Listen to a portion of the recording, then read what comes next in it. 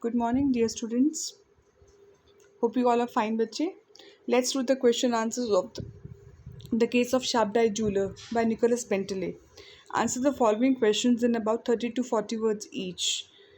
My hobby is perhaps a little out of ordinary. What is the narrator's hobby? Why does he consider it out of ordinary?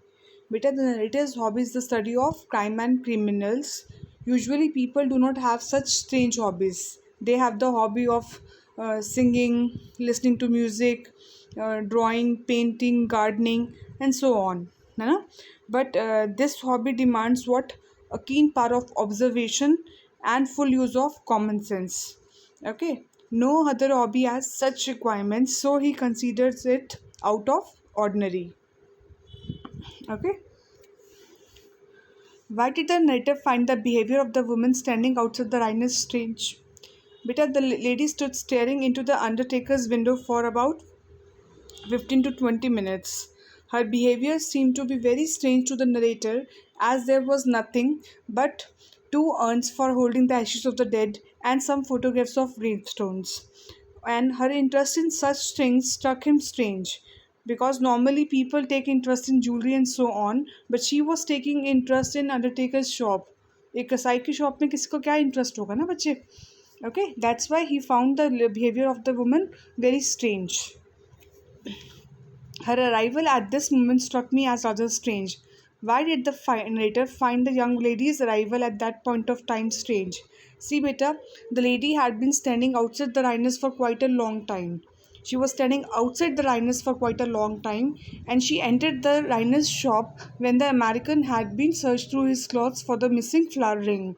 So, her arrival at that moment made the narrator strange, or you can say suspicious about her motives. उसको बड़ा शक हो रहा था कि वो किस motive से शॉप के अंदर आई है.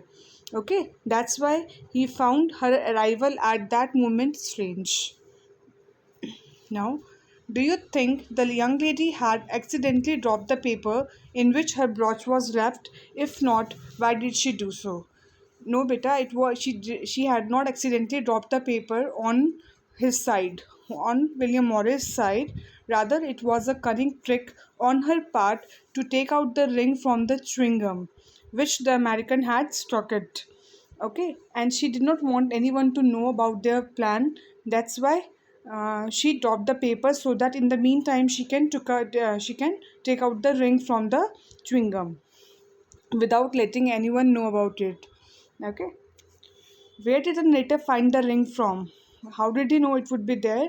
The narrator found the ring from the young lady's left hand pocket of the young lady's coat. Okay, when the narrator bent down to pick up the paper, then all the things gathered in his mind, and he came to a conclusion.